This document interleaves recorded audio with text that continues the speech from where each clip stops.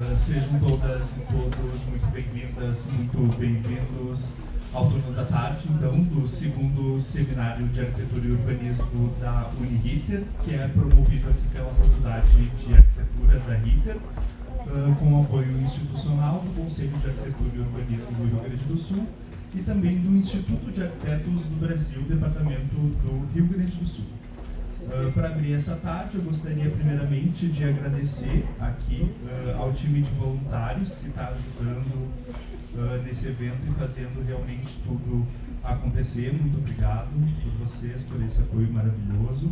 Agradecer também a presença aqui dos estudantes que vieram prestigiar o seminário, também da comunidade interessada no assunto do planejamento urbano, que viemos abordar aqui ao longo desse seminário. Agradecer também a presença dos professores da Cíntia, Manuela e Rodrigo, que serão então hoje os relatores aqui dos debates que vão acontecer aqui ao longo da nossa tarde. Buenas, e sem mais delongas, então, contaremos hoje à tarde com um timaço aqui de especialistas que vão compartilhar um pouco das suas perspectivas sobre o planejamento urbano setorial da cidade de Porto Alegre. E para instigar esse debate, a gente enviou aos convidados 3 perguntas, sendo elas: qual a importância do planejamento setorial em questão para a cidade de Porto Alegre? O que o plano pretende resolver prioritariamente? E também quais são os principais conflitos urbanos relativos ao plano setorial em questão. E para iniciar, então, os debates aqui da tarde, a gente vai convidar ao palco o engenheiro Fernando Dornelles, do IPH URGS. Fernando é doutor em Recursos Hídricos e Saneamento Ambiental pelo IPH URGS, é professor associado do Departamento de Hidromecânica e Hidrologia do IPH, atua como professor desde 2012, é professor credenciado na pós-graduação em Recursos Hídricos e Saneamento Ambiental, vice-diretor do IPH desde outubro de 2024 e tem atuado, então, no desenvolvimento de planos diretores municipais de drenagem urbana e em estudos de hidrologia, em especial com inundações ribeirinhas. É também membro do Comitê Científico de Adaptação e Resiliência Climática do Estado do Rio Grande do Sul. Então, Fernando, agradecemos imensamente o convite para você estar aqui presente hoje à tarde. Seja muito bem-vindo. Então, gente, uma boa tarde. Meu nome é apresentado, não preciso me apresentar, já me poupou esse trabalho. E como nós fomos provocados por 3 perguntas, ao menos, eu resolvi fazer uma apresentação que, na verdade, vai ser uma conversa aqui entre nós, falando a respeito dessas perguntas aí, ao invés de ser uma apresentação mais expositiva com informações. Inclusive, convido vocês, no momento que alguém levantar a mão, eu quero fazer desse espaço aqui um espaço mais de debate e troca de conhecimentos e também possibilitar que vocês perguntem coisas específicas que sejam interessantes para vocês. Tá? Então, acho que a gente começa com a primeira. Então, eu resumi, a primeira pergunta aqui é: qual a importância do plano setorial? Então, acho que antes de falar da importância, falar o que é o plano setorial. Então, quando a gente fala de plano diretor urbanístico, daí pode ser que tenha alguma complementação, se é ambiental hoje, o próximo plano diretor vai ser sustentável, utilizando esse termo aí. Mas esse é o plano, digamos, urbanístico, que ele vai indicar para onde a cidade vai crescer, de que forma vai crescer, quais são os princípios desse urbanismo. Mas só que, além do urbanismo, ou em conjunto com o urbanismo, a gente tem outros serviços urbanos e outras demandas dentro da cidade. A cidade não é só feita de prédios, quadras, ruas, loteamentos, enfim. A gente tem as pessoas vivendo na cidade e a gente precisa de muitos outros serviços, além das ruas, das moradias, dos comércios, dos prédios, etc. Então, para não ser um estudo, o plano diretor urbanístico, ele é o geral, que ele diz no espaço como é que as coisas vão estar. E os serviços específicos, das outras atividades necessárias para a vida numa cidade, a gente chama então dos planos setoriais. E aí a gente tem plano setorial de saneamento, e o saneamento ele pode ser desdobrado em 4, desde 2007, da lei do saneamento, a gente tem 4 eixos do saneamento, que é o abastecimento de água, coleta e tratamento de esgoto sanitário, resíduos sólidos, e entrou, em 2007, né, o primo pobre do saneamento, que é a drenagem, né, que é o único serviço que não existe não existe demanda, não existe tarifa, não existe taxa, né, não existe uma verba específica para o uso desse serviço, né, e muito por uma lógica de como a gente percebe a prestação do serviço. Como a drenagem, a gente não tem uma percepção de consumo da drenagem, né? Quanto vocês consomem de drenagem urbana, de serviço de drenagem urbana? A gente não consegue medir isso, né? É um problema que acontece só quando chove, e a gente tem aqui, no nosso estado, aqui, em média, a gente tem 15% dos dias do ano são chuvosos, e desses 15 ou 20 dias, 20%, menos ainda 1% são de chuvas intensas que vão nos causar algum tipo de problema na cidade, né? Então, visto isso, né, a gente tem que pensar em como esse serviço ser prestado de maneira adequada. E para ele ser prestado de maneira adequada, o que a gente tem que pensar? Como planejar esse serviço. Então, por isso que a gente chama também o plano setorial, é o plano de drenagem e manejo de águas pluviais. Porto Alegre atualmente já tem plano para todas as suas bacias hidrográficas, né? As primeiras foram a bacia do Arroio Moinho, que é um afluente do Arroio Dilúvio. Foi feita para o Arroio Areia também, isso lá no início dos anos 2000, 2002, foram entregues esses planos. E a bacia do Tamandaré, que na verdade são pequenos canais ali na 4º Distrito, São Geraldo, aqueles bairros ali que são protegidos pelo sistema de proteção. Bom, falei no sistema de proteção, então é necessário que a gente também esclareça qual a diferença entre drenagem e proteção contra inundações, que são fenômenos distintos, né? Uma coisa é a elevação de rios, de bacias de tamanho médio ou grande, como o Rio dos Sinos, o Rio Jacuí ou o próprio Guaíba, tá?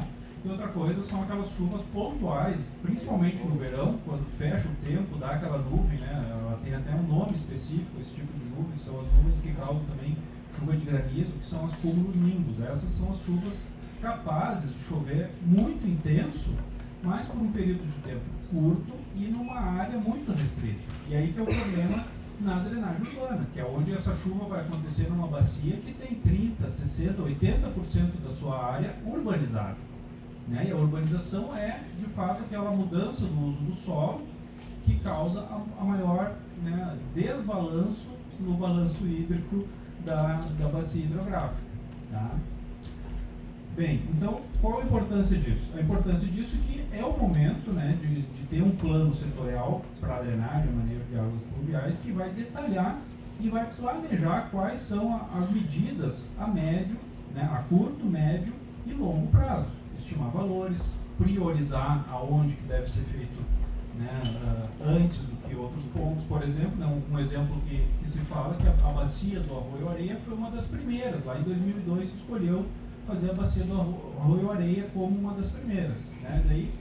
E houve críticas, né, porque é um bairro mais rico, de pessoas com maior poder aquisitivo, e houve críticas disso, né? Por que estão fazendo nessa bacia e não vão fazer numa outra bacia, no Arroio do Salso, por exemplo, onde está a Restinga?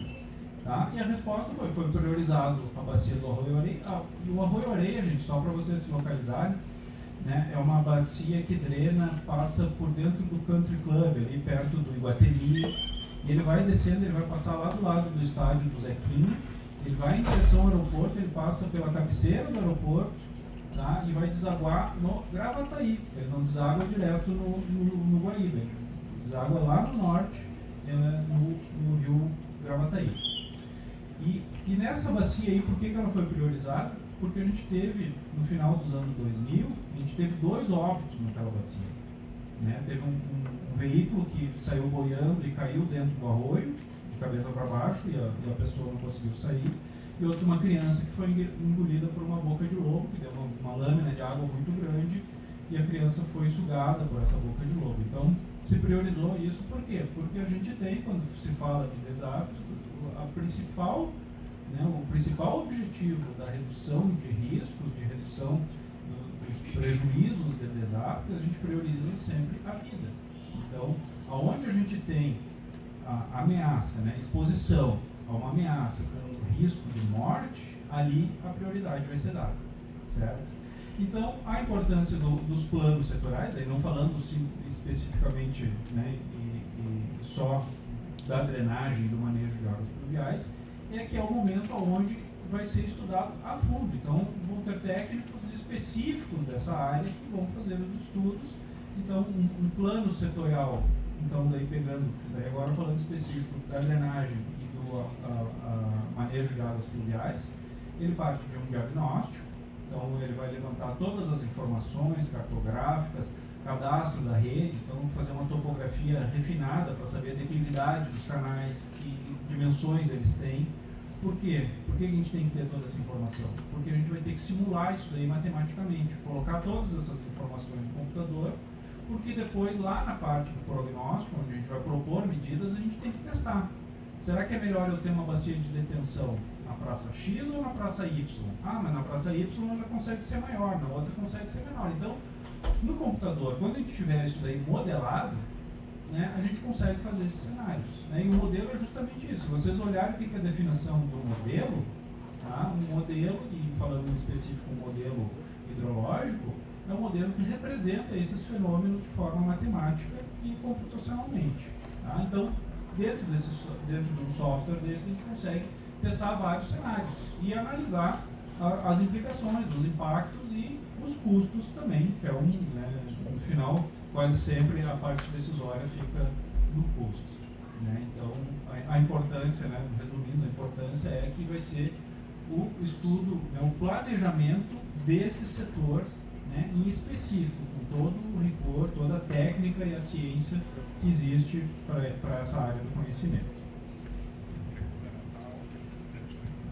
Bueno, então bora fazer disso uma conversa. Você está nos contando aqui que o planejamento de drenagem da cidade acontece através das bacias, então que o primeiro plano de drenagem foi da bacia do Rio Feijó.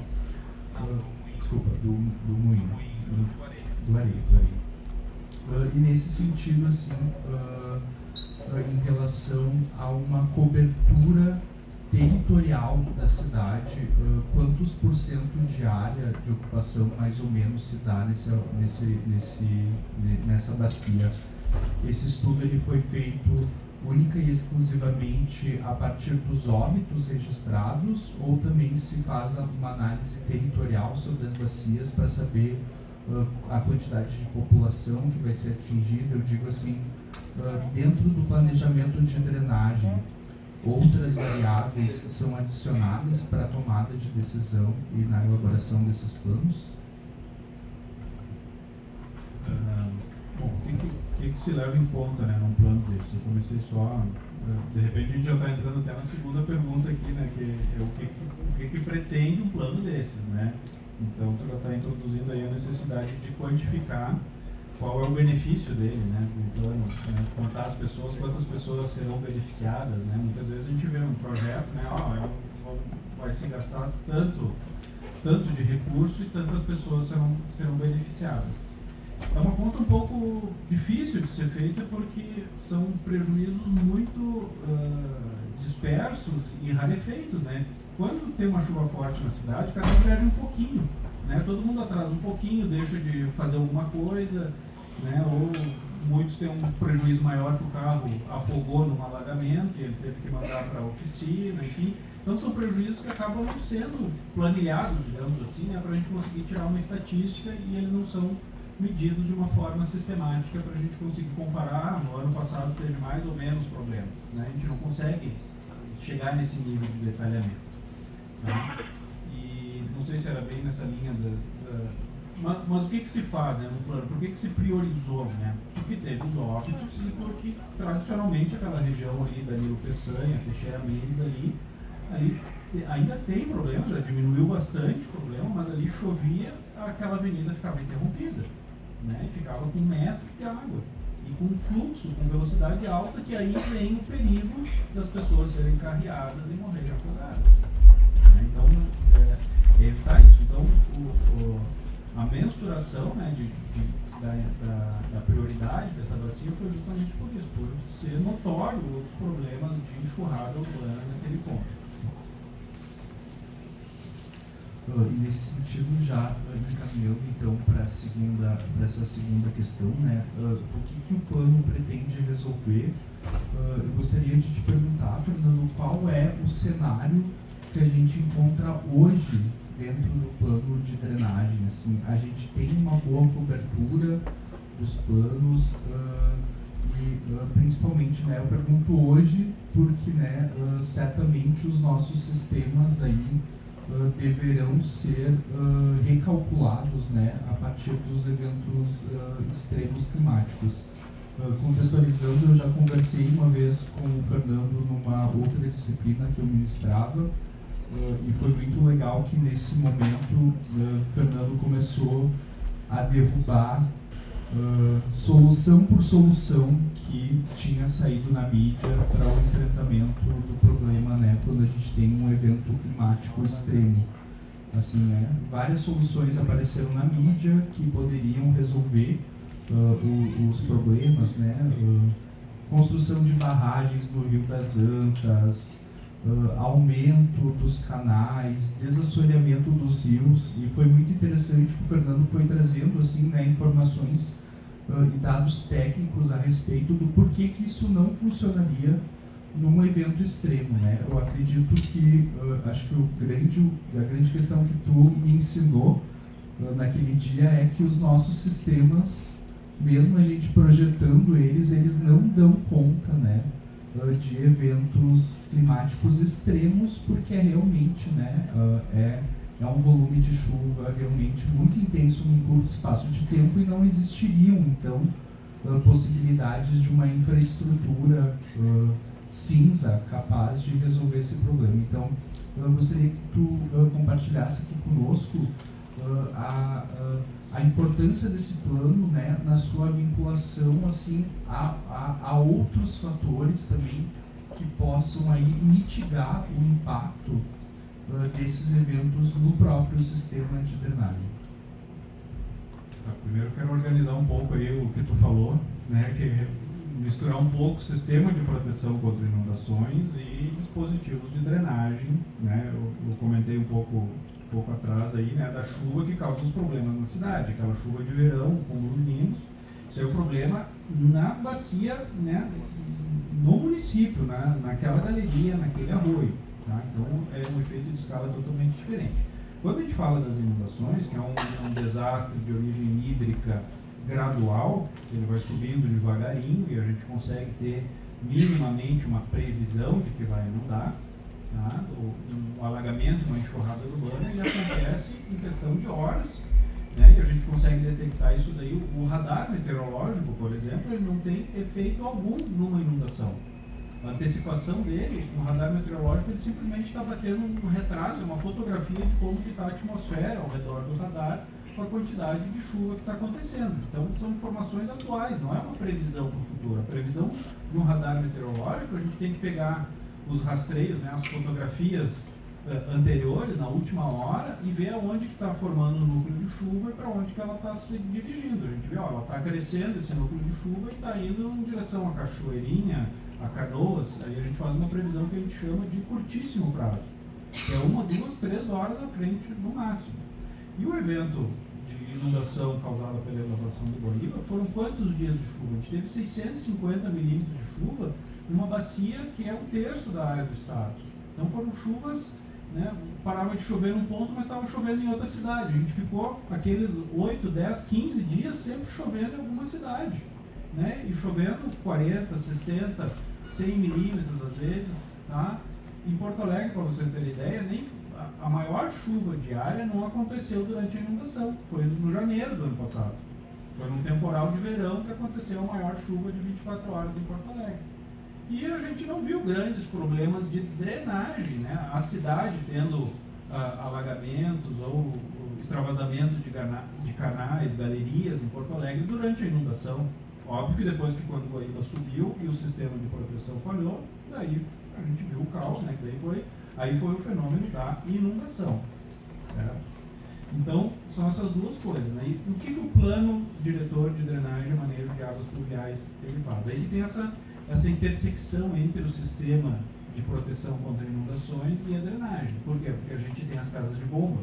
E aí que é o elo, digamos assim, que causa toda esse transpasse entre as duas coisas, né? No momento que a gente protege, né, cria um polder, o polder é a área protegida, né, contra inundações. Ela é protegida pelo cinturão de diques e cortinas de concreto, né? O muro da Mauá, que é a cortina de concreto, e o restante a gente tem os muros, os diques em terra, que são diques projetados, e eles têm uma alma, um maciço de argila, justamente que é um material de baixíssima permeabilidade. Tá? A percolação de água dentro de um dique ele tem que ser o mais baixo possível, por isso que ele é feito de argila. Né? Se vocês chegarem num dique, vocês tentarem cavar num dique, vocês vão ver a dificuldade que é, porque é argila compactada, e aquilo é uma obra de engenharia, não é simplesmente jogar terra para cima. Então, tem muitos diques que às vezes o pessoal vai fazendo de limpar a vala e jogar a terra solta, aquilo ali não é dique, aquilo ali vai romper.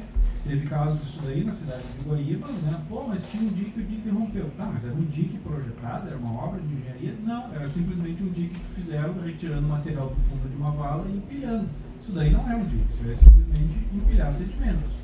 Tá? Um projeto de um dique é aquilo, tem camadas de argila compactadas, enfim, para a água não entrar. Então, bom, eu volto nesse ponto aí da intersecção entre o sistema de proteção e as casas de bomba.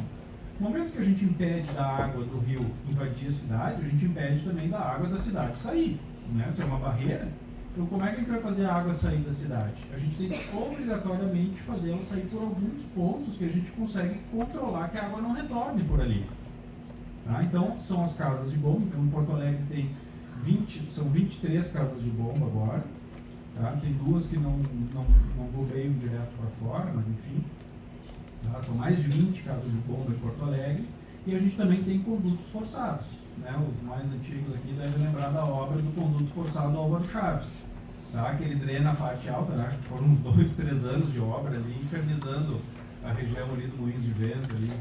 Tá? Então, talvez, eu acredito que ainda seja a maior obra de drenagem de Porto Alegre foi a construção do conduto forçado do Álvaro Chaves. Ele pega então a água da parte alta da bacia, no momento que ele canaliza aquilo ali, quando chega na parte baixa, ele já não recebe mais água e nem extravasa, ele só vai sair quando chegar no Guaíba. E a gente tem o conduto forçado do Álvaro Chaves, a gente tem aqui pertinho o Arroio Cascatinha, também é um conduto forçado. Então ele drena aqui no Bourbon que tem aqui na Paris, Borges, ali começa o conduto forçado. E ele vai sair, a água que entra ali, ela deixa de ver o sol, ela só vai ver o sol outra vez quando chegar lá no dilúvio, lá na 0 hora, que é a saída do conduto forçado Cascatinha. Tá? Então são estruturas, né, que foram feitas para justamente mandar a água para o lado de fora do sistema, né, do polder protegido, em duas situações. Quando o Guaíba está muito alto, que é o principal, mas também as casas de bomba funcionam nos dias de chuva. Por quê? Porque a gente tem várias áreas ali, a região do aeroporto, o 4º distrito, são regiões de baixa declividade. E para a gente ter escoamento numa tubulação, a gente não pode deixar ela horizontal. Se eu deixar ela horizontal, não vai ter escoamento. Né? Ele vai escoar por quê? Porque eu vou botar muita água de um lado e ele vai escoar, na verdade, porque eu estou empilhando a água de um lado e a água vai ter que ir para o outro lado. Mas é um escoamento muito lento, muito demorado. O que as casas de bomba fazem? Elas dão energia para esse escoamento. Elas puxam a água de um lado, elas rebaixam o nível de um lado do tubo e a gente cria essa declividade dentro da tubulação, fazendo com que o escoamento seja uma velocidade e, consequentemente, uma vazão maior. Então, durante as chuvas, durante os temporais, as casas de bomba operam e durante as inundações, que o Guaíba está ali acima da cota 2, 2,5, por aí, as casas de bomba já começam a trabalhar praticamente 24 horas por dia. Eu quero falar uma coisa, né?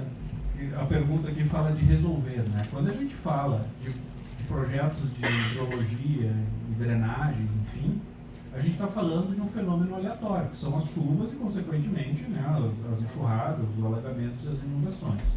Ou seja, é um fenômeno aleatório. Tá?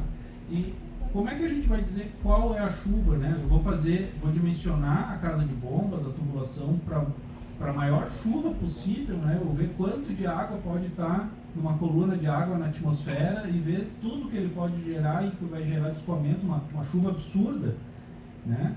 Não, a gente tem que estabelecer o que a gente chama de risco de projeto. Então, quando a gente, né, no início de um estudo de drenagem, de hidrologia, que vai se dimensionar alguma estrutura, vai se definir qual é o tempo de retorno, qual é o risco de projeto que a gente vai dimensionar. Então, a gente tem para macrodrenagem entre 10 e 25 anos, ou seja, é um evento que, em média, ele é igualado ou superado a cada 10 ou 25 anos. Tá? Isso aí dá uma probabilidade de 10 ou 4%, tá? Em um ano qualquer. Tá? Quando a gente fala em percentual, fica meio difícil da gente entender, né? O que é 10%? Né? 10% é um evento que acontece, em média, a cada 10 anos, ou seja, se eu tenho a expectativa de vida de viver 70, 80 anos, é um evento que eu vou ver 7 ou 8 vezes na minha vida. Posso ver 9? Posso. Posso ver 10? Também posso. Assim como posso ver apenas 5 ou 4, é um fenômeno aleatório, a gente não sabe. Por isso que a gente frisa sempre quando diz, ó, é um evento que, em média, ele é igualado ou superado a cada 10 anos. Pode acontecer esse ano que vem também, e ficar 20 anos sem acontecer. Depois acontecer de novo, 2 anos seguidos, então é totalmente aleatório. Então, a palavra resolver não é adequada quando a gente fala em drenagem. A gente vai resolver até o risco de projeto. É isso aqui, até o DIC. O DIC ele tem uma altura limite. Ele foi dimensionado para uma cheia. Né? O que garante? Nada garante que não venha um evento maior.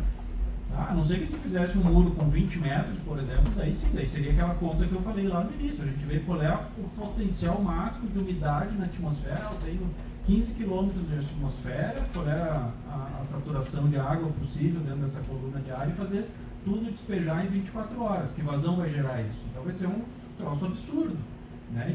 Que não se faz, vai dar inviabilidade econômica, ambiental, social, não vai viabilizar um projeto desse. Então sempre a gente vai ter que compactuar, né? Então por isso que nos termos de referência, aí até posso falar uma história aqui do termo de referência da segunda ponte do Guaíba, né? Que foi justamente isso, que para fazer a altura de uma ponte também tem que ter o que a gente chama de risco de projeto. E o que saiu no termo de referência? O termo de referência é aquele documento que o órgão faz, né? O DENIT quer, né? Ele queria e fez a ponte, né?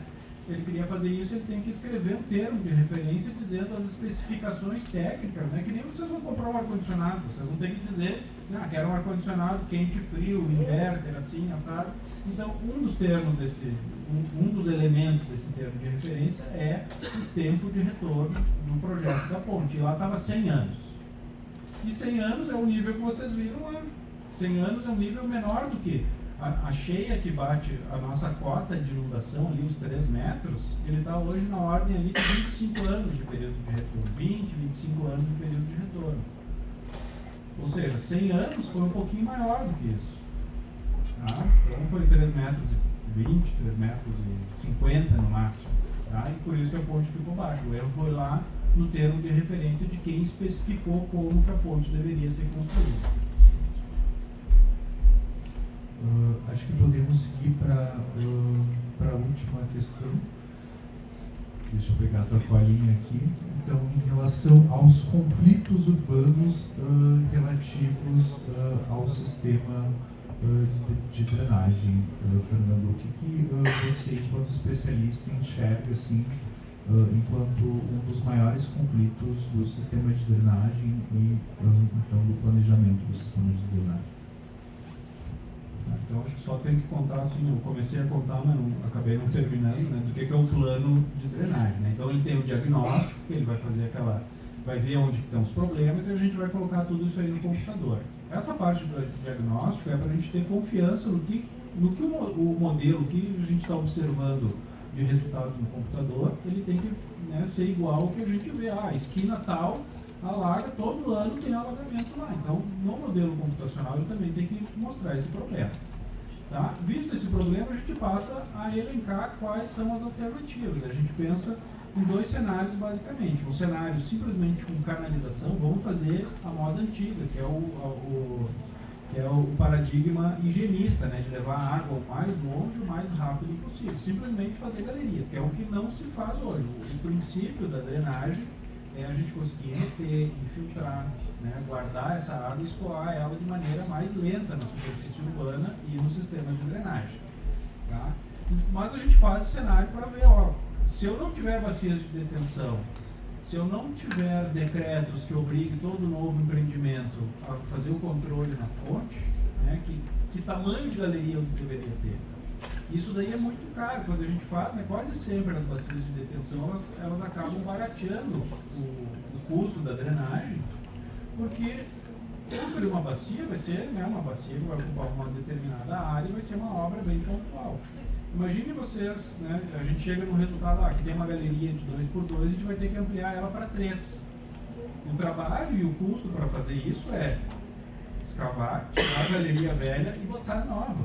Então, imagine o custo que é.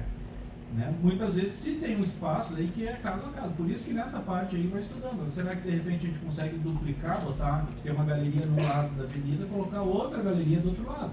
Em alguns casos, por isso que o levantamento a gente tem que saber por onde a rede está passando, qual é a rede que existe, para ter essas possibilidades de análise das propostas das medidas a serem implementadas. Tá? Então, se faz esse cenário simplesmente por ampliação, e depois se busca, se elenca toda a área disponível, principalmente áreas públicas, praças, né? Então, os exemplos ali na bacia do Arroio Areia, a bacia que está mais evoluída nessa parte de bacias, esse é um dos conflitos que a gente tem, de utilizar as áreas públicas, as áreas verdes, principalmente, como bacias de detenção. Então, ali na Teixeira Mendes a gente tem 2, nas cabeceiras do Arroio Areia a gente tem na Praça Lopes Trovão, que tem uma bacia de detenção, na Blesma, acho que é Mário Blesma o nome da praça, também ali perto da Protásio, bem lá no alto, bem nas cabeceiras. Né? Então, vejo que essas bacias de detenção elas devem ser instaladas na parte média e alta das bacias, justamente para beneficiar quem está na parte baixa. Tá? Então, e geralmente a parte alta da bacia não são pontos onde a gente tem problemas. Por quê? Porque na parte alta da bacia a gente tem declividade, então a água não fica empoçada. A gente começa a ter problemas quando, né, o perfil o arroio vem descendo, as galerias vêm com declividade, quando ela chega na parte plana. Ali a gente começa a ter os problemas, que é justamente na região da Nilo Peçanha, que a gente para de ter aquela declividade e chega num ponto ali que a declividade diminui, ali é um ponto de problema. Então os conflitos são nessas partes, né, nessas áreas públicas, principalmente as praças, mas a gente também acaba prevendo algum desses dispositivos em áreas privadas, que é justamente o caso do Country Club, do clube de golfe que tem ali do lado do Iguatemi, que também está sendo construído, está em plena construção. Visitei com a minha turma de drenagem semana retrasada, tá? E ela já está em funcionamento. Então os benefícios, né, projetados para ela já está em funcionamento. Então todo mundo que mora ali para baixo, para Cis Brasil, Sertório, vai ter benefício em relação a esses alagamentos que já vão ser minimizados, não resolvidos, né? Como eu falei, a gente nunca resolve a drenagem, a gente minimiza até o projeto de drenagem. E outros conflitos urbanos que vão aparecer são para a Zona Sul. Para a Zona Sul de Porto Alegre, a gente tem outro cenário, que são urbanizações mais rarefeitas, onde não se justificam obras tão grandes e ainda existe a possibilidade da gente fazer a melhor das alternativas, né? A melhor das medidas, que é o zonamento, que é uma medida não estrutural. O que significa o zonamento? A gente evitar a exposição ao risco, né? Ao perigo. Ou seja, não ficar aonde alaga, aonde inunda, aonde a enxurrada atinge. Então, para os arroios da Zona Sul, então a gente vai Arroio do Salso, Arroio Lami, o arroio chamam de Varejão, mas ele tem outro nome, que faz a divisa com Viamão, bem lá no extremo sul, indo lá para Itapuã, depois de Belém Novo. Então, nesses cursos d'água, o que foi feito? Foi feita a simulação, tinha a planície de inundação e foi feito esse zonamento. Onde é a zona de passagem de cheia, onde a gente vai ter profundidades altas e velocidades altas, onde até uma construção, uma casa ali, durante uma enxurrada muito forte, essa casa vai ser desmanchada. Então foi mapeado isso e isso. Essa faixa é não edificável. A partir dessa faixa, né, se afastando do eixo do curso do rio, a gente vai ter o que a gente diz de faixa de ocupação com restrição. O que é essa restrição? A gente vai dizer, ó, aqui para construir, ou tem que elevar o terreno, fazendo uma cota mais alta, ou construir ele sobre pilotis, né, para ficar numa cota livre, ou não construir. Né? E nessa zona de restrição, por exemplo, né, daí a gente falando em rios maiores até, né, um grande exemplo, pela manhã vocês tiveram, né, do Vale do Taquari, e lá o zoneamento, né, nessas zonas inundáveis com restrição, por exemplo, uma restrição que se tem para essas áreas é não construir, por exemplo, hospitais.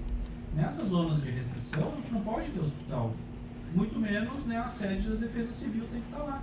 Então, quando tiver uma inundação, essas zonas vão estar inundáveis e se a gente tem estruturas que são necessárias durante a emergência, a gente não pode ter nenhum tipo, né, de construção, de ocupação ali que vai estar sendo atingida pela inundação. Então, escolas, né, centros comunitários, tudo que a gente pensar que vai ser procurado pela população durante a inundação, que vai ser uma edificação, vai dar suporte à emergência, à defesa civil, abrigar pessoas, né, ele tem que estar fora. A gente viu justamente isso em Porto Alegre, né, quando começaram a montar os abrigos, né, que botaram no Pepson Street, que agora tem outro nome ali, como é que é agora o nome do Pepson Street? Mudou de KTO, isso, KTO, não sei se tem ouvido, Arena KTO, tá, mas é no mesmo lugar, só mudou o nome, tá, ali quando a gente viu o mapa de inundação potencial, era um local que a gente já sabia que ia inundar, então por que, né, levar um abrigo para lá, eles tiveram que remover, assim como o Gigantinho também foi atingido, tá? Então, né, daí avançando, falando das inundações, né, o plano de contingência, né, o passo zero para um plano de contingência é a gente ter um sistema de previsão de inundações, sabendo que, né, então, consegue dizer, ó, semana que vem tá para entrar uma frente fria estacionária que tem um potencial de 300, 400, 500 milímetros de chuva na bacia aí em 5, 7 dias, em uma semana de chuva vai acumular 500 milímetros na bacia toda. Então, isso aí já tem um indicativo que a gente vai ter elevação dos rios. E a partir daí a gente tem todo o plano de contingência que tem que entrar em curso. E o plano de contingência, o que ele tem que ver? Tem que ver o mapa de emergência, saber aonde, né, quantas pessoas vão ser atingidas, né, para onde elas vão ser levadas, tudo pensado passo a passo o que vai ser levado, o que vai ser executado durante a emergência. Muito bem. Alguém tem alguma pergunta? Alguma questão para o Fernando? Ou Cláudio, por favor.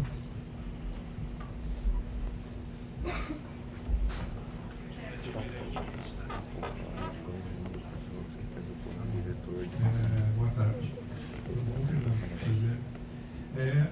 O que eu percebo, na verdade, é um certo descolamento, assim, do que o plano diretor, digamos, que dá as diretrizes de uso e ocupação do solo tem em relação à questão da drenagem, né?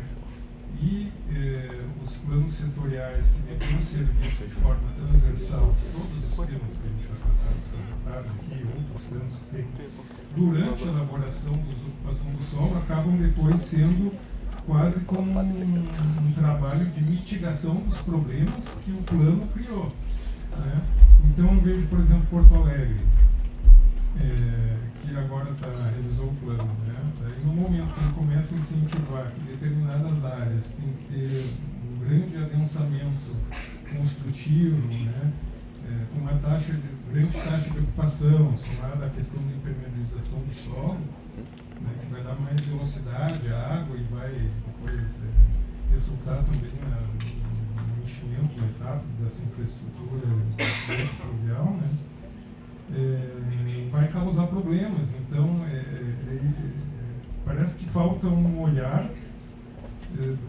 na hora de quem está fazendo o plano, digamos, os regimes urbanísticos, né, os zoneamentos, desse ponto de vista da drenagem, previamente, né, a finalização da agenda. E é meio, ainda é algo meio que me assusta, porque esse tema de fazer planejamento urbano baseado em bacias hidrográficas é da década de 70, sei lá, 60, é bem antigo. E a gente está lidando com temas que são problemáticos, conhecidos faz tempo, né? Então, sei lá se é uma pergunta, um desabafo, mas enfim, só para discutir também um pouco também sobre esse tema. Sim, o adensamento, né? Então, da ótica da drenagem, né, não interessa se eu tenho uma casa ou um prédio. O que me interessa, na verdade, quanto da área vai ser impermeabilizado. Tá? Então o adensamento, a gente fala muito, o adensamento que se fala é mais pessoas por quilômetro quadrado ou por hectare, né? Então esse adensamento em termos de drenagem, até no passado se fazia algumas correlações entre densidade demográfica e percentual de impermeabilização. Mas ele não funciona, não é uma regra física disso daí, que se a gente vai para outra cidade e pega, por exemplo, essa relação para Brasília, já não vai funcionar, que é uma cidade que tem uma densidade populacional bem menor. Né? Então lá, eu trabalhei também, participei da elaboração do plano diretor de drenagem de Brasília e foi, né, a gente viu que essa equação aqui de percentual de área impermeável com densidade de população não funciona. Lá a gente teve que classificar o uso do solo, né, e ver o que é área impermeável e o que não é. Então, para a drenagem, a gente tem que saber quanto que vai impermeabilizar. Nos planos que já existem, nos planos de drenagem que já existem, eles adotaram, né, o cenário de prognóstico, é um cenário já olhando o que tinha no plano diretor da época, que era o plano de 2010, né, que é o tá vigente que está sendo revisado, né. Então, no plano de 2010, ele já dizia quais as áreas, né, área urbana, e dizendo quais são os índices construtivos, e o que a gente pegava desses índices construtivos era justamente o percentual de ocupação dos lotes. Né? Então, aqui são lotes que vão ocupar 80%. Então, se a gente colocava dentro do software, a gente dizia, toda essa área aqui, essa subbacia aqui, ela tem um coeficiente hidrológico, um CN, que a gente chama de 80, por exemplo, 89, 80. Então, é um valor que vai descrever, né, é um índice do percentual de área impermeável que tem naquela área. Então, o que tem que ser olhado agora, né, nessa revisão do plano? Tem que ver o que mudou de área de ocupação, aumentou a área urbana ou não, tá? Isso aí vai influenciar no que foi feito nos planos de drenagem do passado, e ver se mudou esse percentual de área impermeabilizada. Tá? Porque antes se previa, se mudou apenas, né? Aqui vai ocupar 80% do lote, e antes se previa 3 pavimentos, agora está prevendo 10 pavimentos, em termos de drenagem não vai mudar nada. Porque o que me interessa é quanto por cento do lote que ele vai impermeabilizar. Tá? Então, e concordo contigo, o plano diretor urbanístico ele tem que ser horizontalizado, ele tem que conversar com todo mundo. Isso aí também é coisa antiga que sempre se fala. Né? Então, a gente tem os planos setoriais e eles têm que ser revistos. Esse é o momento da revisão do plano urbanístico, é chamar pessoas especialistas de cada setor, de cada plano setorial desses aí, e buscar as contribuições, ver o que está dando errado, o que não está indo para frente, e fazer aquele grande caldeirão ali e conseguir ter, né, um plano mais adequado, do meu ponto de vista.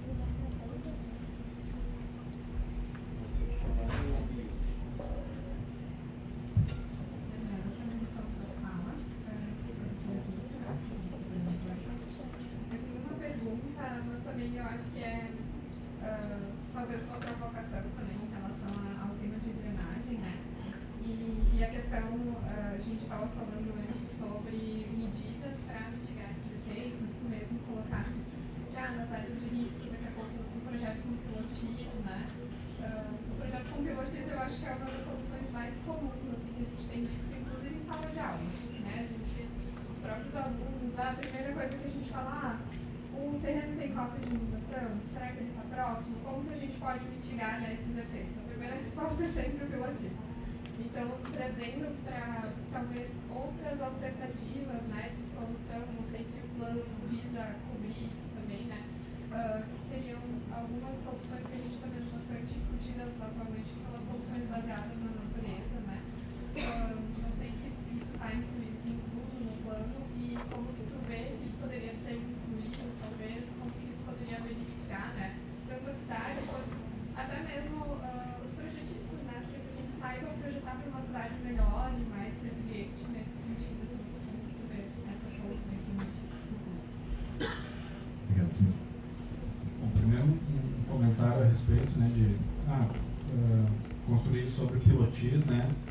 Mas junto com isso a gente precisa ter as medidas não estruturais e principalmente a previsão de cheia. Porque mesmo morando numa casa com pilotis, é aquilo que eu falei, ele tem um limite. Ele tem que saber se a água vai chegar perto do pavimento dele, vai passar ou não, porque ele vai construir a casa em uma determinada cota. E o sistema de previsão de cheias, ele tem que dar esse tipo de informação. Então, por isso que eu falei, quando eu falei das medidas não estruturais, a medida 0, a gente tem um sistema, a gente tem que saber semana que vem vai ter uma inundação ou não. A gente tem que estar preparado. A Defesa Civil é a primeira a querer saber isso. E até então, até acontecer, quer dizer, até o momento agora, né? Agora começaram os primeiros modelos, né, de previsão que estão rodando, né? O grande teste vai ser na próxima chuva mais intensa na bacia aí para a gente ver se o modelo vai funcionar. Né? Ainda tem o risco da previsão errar. Então, né, o alerta falso aí é um grande problema desses sistemas de proteção que, se ele errar muito, ele começa a perder a credibilidade. Né? Então, tem esse porém também. Bem, e quanto, né, a moda do momento agora, né, as soluções baseadas na natureza, ou também poderia incluir isso aí a cidade esponja, tá? Isso daí são medidas, né, que a gente já conhece há muito tempo. Isso daí, se a gente for ler lá as primeiras publicações da EPA dos Estados Unidos, né, no início da mudança ambiental, lá no início dos anos 60, anos 70 principalmente, né, se vocês lerem o relatório, as conclusões lá do NERPS, lá, o primeiro relatório a respeito, né, de inundações e alagamentos urbanos, né, lá no final vocês vão ver todas essas medidas, né, baseadas na natureza, de preservar os caminhos da água, de reter a água, né, da gente tentar voltar a condição. O grande desafio da drenagem hoje é a gente tentar voltar aqueles fluxos do balanço hídrico o mais próximo do natural. Ou seja, o que a gente mudou? Hoje a chuva cai, ela cai no telhado, do telhado vai para uma calha, da calha desce um tubo de queda pluvial, que vai para uma caixa, né, com o PV, do PV para o tubo, do tubo para a galerinha, que vai para o dilúvio, que vai para o Guaíba. Tá? Como que era naturalmente isso? A chuva caía numa folha, da folha ia para o galho, descia o tronco, lentamente, chegava na terra, ali ela podia infiltrar. Tá? Então a vegetação, o benefício dela conseguia infiltrar. Tá? Mas mesmo assim pode acontecer uma chuva muito forte que vai, né, a natureza também, naturalmente a gente tem esses fenômenos de enxurrada e de inundação. Tá? O que a gente não tem naturalmente são os alagamentos que dependem de uma rede de drenagem. A definição de um alagamento é quando uma rede de drenagem não dá conta, né, de absorver a água que está na superfície urbana. Tá? Então, choveu forte. A rua encheu d'água, com a água da chuva que está caindo na região, e ela não conseguiu entrar na boca de lobo, aquilo ali é um alagamento. Tá? Agora, se vocês estão na beira de um arroio, ou na beira de um canal no meio urbano, e ele começa a encher, extravasar, isso daí é uma enxurrada urbana. Tá? E pode ter enxurrada rural também, né, o termo que se usa, cabeça d'água, é o termo que se usa, né, principalmente nesses rios de pé de serra, né, onde chove forte na bacia, e como é uma bacia inclinada, ele concentra muito rapidamente o escoamento e ele gera um pico de vazão muito forte, que é o que chamam de cabeça d'água. É questão de minutos, às vezes até segundos, a gente vê a elevação do nível da água. Né, em inglês, se vocês botarem flash flood no YouTube, vocês vão ver vários exemplos, várias, né, enxurradas dessas aí no mundo afora. Tá? Não sei se eu cheguei na... Bom, e essas medidas de soluções baseadas na natureza é o que tem no princípio, né, nos planos, né, a política de drenagem urbana que vem junto com os planos setoriais de drenagem e manejo de águas urbanas, pluviais, né, é o princípio do impacto zero. Ou seja, todo novo empreendimento não pode gerar um escoamento pluvial além do que naturalmente gerado. Em Porto Alegre já tem isso, tem decreto. Desde 2006 é obrigado. Todo novo empreendimento ele vai ter que controlar, seja por meio de um pavimento permeável, seja por meio de uma trincheira de infiltração, uma vala de infiltração, ou desconexão dos tubos de queda pluvial, em vez de ligar direto na tubulação, largam numa área de jardim, tá? Uma área de jardim mais baixa, tá? E a água vai ficar ali, vai acumular e depois vai levar. Então, essas aí são pequenas medidas que vão, né, que, somadas, essas pequenas contribuições, a gente faz uma redução maior. Mas a gente não pode contar com isso, né? Quantas casas vocês veem, né? A gente tem isso aí desde 2006. Quantas casas tem esses dispositivos? Só as casas novas, só a partir de 2006 a gente tem. E a maior parte delas tem o micro reservatório de lote que a gente fala, porque falta no início do projeto arquitetônico já pensar nisso. Né? Isso é uma diretriz básica do projeto, que vocês têm que saber, né, qual o tamanho do dispositivo, que dispositivos eu penso em utilizar no meu projeto. vai ser trincheira de filtração, vai ser pavimento permeável, que tamanho vai ter esse dispositivo. Então isso daí vai nortear todo o projeto arquitetônico de vocês em cima do lote, pensar espacialmente como que isso aí vai ficar, é um dos primeiros passos que tem que ser feito. Então talvez tenha que inverter, né, ou colocar mais esse elemento quando vai, né, se pensar lá no início do projeto arquitetônico, quais são as premissas básicas, né, o que tem que ser atendido com o projeto. Então um deles é o controle, né, na fonte, atendendo o princípio do impacto zero. Muito bem, Fernando. Muito obrigado. Agradecer a presença.